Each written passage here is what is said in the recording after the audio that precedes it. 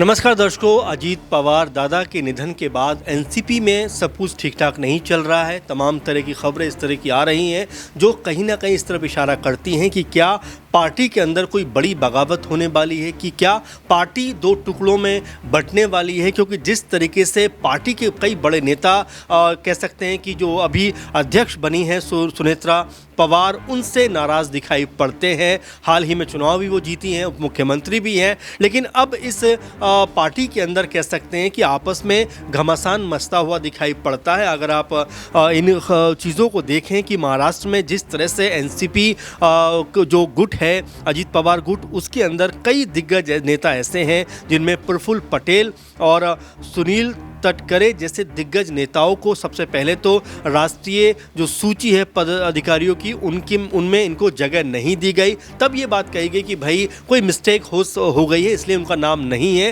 लेकिन धीरे धीरे ये खबर आम हो गई कि उनको इस राष्ट्रीय जो पद अधिकारियों की सूची है उससे उनको बाहर कर दिया गया है। अब एक और बड़ी खबर सामने आ रही है। दरअसल मौका था असम के मुख्यमंत्री पद पे जो आसीन हुए हैं हेमंत बिस्वा शर्मा, उनका शपथ ग्रहण समारोह था। लेकिन उस समारोह में देखा गया कि सुनेत्रा पवार कह सकते हैं कि अलग रास्ते से, अलग तरह से जाती हैं। वहीं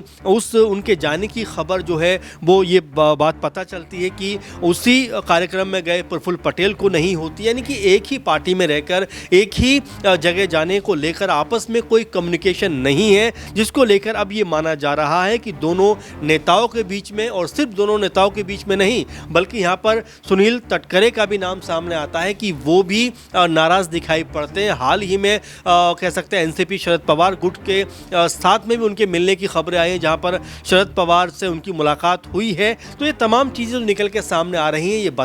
ये बिल्कुल इस बात की तरफ इशारा कर रही हैं कि क्या अब एनसीपी अजीत पवार गुट के अंदर जो बड़ी लीडरशिप है, खासकर प्रफुल्ल पटेल जैसे सीनियर लीडर, उनको क्या अब एक तरीके से दरकिनार किया जा रहा है, क्या उनको एक तरीके से अलग थलग किया जा रहा है। दरअसल 12 जो सदस्य राष्ट्रीय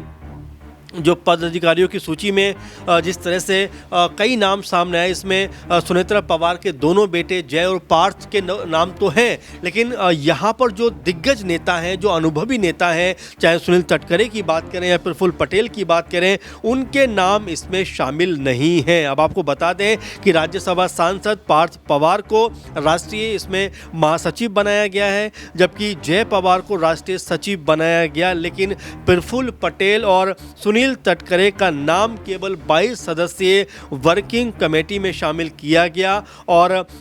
वो भी पद के तौर पर कोई स्पष्ट जानकारी इनको लेकर नहीं मिली है कि इनको क्या पद दिए जा रहे हैं। तो ऐसे में बड़ी कंफ्यूजन वाली स्थिति कहीं ना कहीं इस पूरे मामले को लेकर हो रही है कि यहाँ जो पद में और कद में बड़े नेता थे, क्या उनको अब एक तरीके से इग्नोर किया जा रहा है, क्या उनको एक तरीके से अब साइडलाइन किया जा रहा है, और क्या यहाँ पर पार्थ और जय की जो जिम्मेदारी है, यानी जो पारिवारिक जिम्मेदारी तो है ही, लेकिन अब जो परिवार पार्टी के अंदर पूरी तरीके से हावी होता हुआ दिखाई पड़ रहा है। क्योंकि जय और पार्थ की यहाँ पर एंट्री होना कहीं ना कहीं प्रफुल्ल पटेल का कद उसकी वजह से कम होता हुआ दिखाई पड़ रहा है। आपको बता दें कि सोशल मीडिया प्लेटफॉर्म पर जब इस बात को लेकर चर्चा चली थी कि आखिर प्रफुल्ल पटेल और सुनील तटकरे के नाम क्यों नहीं है, उस वक्त कह सकते हैं सुनेत्रा पवार ने सोशल मीडिया पर लिखा था कि चुनाव आयोग को जो सूची भेजी गई है उसमें कुछ गलती हुई है, उसमें सुधार किया जाएगा। और इसके बाद भी देखा गया कि अब तक कोई सुधार उसमें नहीं निकल के सामने आ रहा है। अजीत पवार दादा की मौत के बाद लगातार आपस में तनाव बढ़ने का जो सिलसिला है वो यहाँ पर रुकता हुआ दिखाई नहीं पड़ता। वैसे में क्या वाकई में ये मानकर चला जाए कि प्रफुल्ल पटेल और सुनील तटकरे जैसे नेताओं की भूमिका अब एनसीपी गुट के अंदर, अजीत पवार गुट के अंदर अब बहुत सीमित होने वाली है, और जिस तरह से सुनेत्रा पवार के हाथों में पार्टी की कमान आई है, तो क्या उसके बाद में इन नेताओं की जो पोजीशन थी, जो कद था, वो क्या अब यहाँ पर कमज़ोर होता हुआ दिखाई पड़ रहा है। क्योंकि जिस तरह से इनके नामों को हटाया गया है या इसमें शामिल नहीं किया गया है, वो तो कम से कम ये इशारा करते हैं कि भाई ये जो गलती कैसे हो सकती है, जब आप सूची बनाते हो उसमें अगर नाम नहीं है तो ये किस तरह से जो सूची बनाई गई है, क्या उसके ऊपर कोई देखने वाला नहीं था। और अभी भी आखिर जब गलती हो गई तो उसको सुधार सहारा क्यों नहीं गया है। और साथ में अब ये भी कहा जा रहा है कि देखिए एनसीपी के अंदर अब जो पवार फैमिली है, जो कह सकते हैं कि सुनेत्रा पवार के जो दोनों बेटे हैं, उनकी ताकत यहाँ पर अब बढ़ती हुई दिखाई पड़ती है। संगठन में अब उनको प्रभावशाली चेहरे के तौर पर देखा जाता है। खासकर जो अजीत पवार दादा के बड़े बेटे हैं पार्थ पवार, उनको लेकर ये बात चल रही है कि वो पार्टी में अब सबसे बड़ी ताकत बनकर उभर सकते हैं। और कई मौक़ों पर ऐसा देखा भी गया है कि अंतिम निर्णय जो है वो अब पार्थ पवार की सहमति से लिया जाता है या उनके बाकायदा मशवरे के साथ में लिया जाता है। तो ऐसे में बड़ा स्पष्ट हो जाता है कि यहाँ पर जिस तरह से प्रफुल्ल पटेल की ताकत घटी है और यहाँ पर जिस तरह पार्थ पवार की ताकत यहाँ पर बढ़ती हुई दिखाई पड़ी है, उससे समझ में यही आता है कि अब जो दिग्गज नेता थे, जो बड़े नेता थे, जो अनुभवी नेता थे, शायद अब उनको पार्टी ने साइडलाइन कर दिया। आपको बता दें कि हाल ही में विधानसभा के चुनाव थे एमएलसी के, वहाँ पर बाबा सिद्दीकी के बेटे जिशान सिद्दीकी को उम्मीदवार बनाने के फैसले को भी पार्थ पवार की ताकत के तौर पर देखा गया था। वहीं जय पवार भी बारामती में हर गुरुवार जनता दरबार लगा रहे हैं, जिसे 2029 विधानसभा की चुनाव की तैयारी के तौर पर भी देखा जा रहा है। तो ये बड़ा स्पष्ट हो जा रहा है कि यहाँ पर एक तरीके से ये बात लगभग अब साफ हो रही है कि पार्थ पवार जो है वो अब कह सकते हैं सत्ता की धुरी एनसीपी में बनते हुए दिखाई पड़ते हैं। और वो जिस तरह चीज़ों को संभाल रहे हैं और जिस तरह से फैसले कर रहे हैं, उससे भी ये पता चलता है कि पार्टी के अंदर खाने में ज़रूर आपस की जो तकरार है वो यहाँ पर बढ़ती हुई दिखाई पड़ती है। वरना अब तक जिस तरह से माहौल दिखाई पड़ता था अजीत पवार गुट में, वो माहौल अब लगभग ख़त्म होता हुआ दिखाई पड़ सकता है। कई जगह पर तो ये भी खबरें छप रही हैं कि जिस तरह से प्रफुल्ल पटेल और सुनील तटकरे को इग्नोर किया गया है, तो उस वजह से वो अब अपना दामन अजीत पवार गुट से छुड़ा सकते हैं और बीजेपी या फिर शरद पवार एनसीपी में शामिल हो सकते हैं। यानी कि दोनों पार्टियों में से किसी एक तरफ वो जा सकते हैं। हालांकि अभी इस तरह की बातों को लेकर कोई स्पष्टीकरण नहीं है और कई जगह पर इस बात को गलत भी बताया गया है। लेकिन देखिए राजनीति में संभावनाएं हमेशा बनी रहती हैं और जिस तरह से एनसीपी जो गुट है अजीत पवार गुट, उसमें जिस तरीके से दोनों बड़े नेताओं को इग्नोर किया जा रहा है, तो कोई बड़ी बात नहीं है कि वो किसी दूसरे दल का कह सकते हैं यहाँ पर हिस्सा बनते हुए नजर आए। आपको बता दें कि बीते सप्ताह की बात है जब सुनील तटकरे ने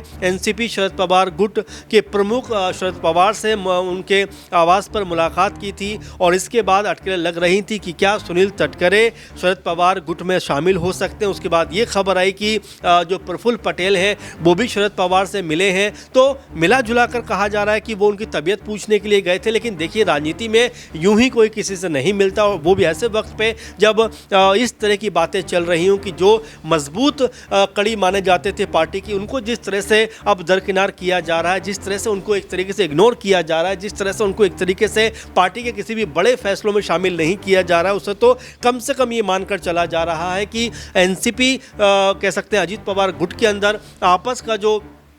कह सकते हैं कि जो तालमेल है वो यहाँ पर बिगड़ता हुआ दिखाई पड़ता है। और कई तरह की खबरें निकलकर सामने इसमें इसलिए भी आ रही हैं क्योंकि दोनों ही नेता बड़े कद के नेता हैं। चाहे प्रफुल्ल पटेल की बात करें या सुनील तटकरे की बात करें, एक खबर इसको लेकर ये भी आई थी कि प्रफुल्ल पटेल और सुनील तटकरे कम से कम 20-22 विधायकों के साथ में जो है बीजेपी में शामिल हो सकते हैं। लेकिन ये सिर्फ अटकलबाजियाँ हैं, अभी इसको लेकर कहीं से कोई पुख्ता तौर पर खबर नहीं है। लेकिन हाँ, ये कहा जा सकता है कि जब इस तरह की बातें चल रही हो, जब पार्टी के अंदर आपको उतना आदर सम्मान नहीं मिल रहा हो और जब आपके नामों को इस तरह से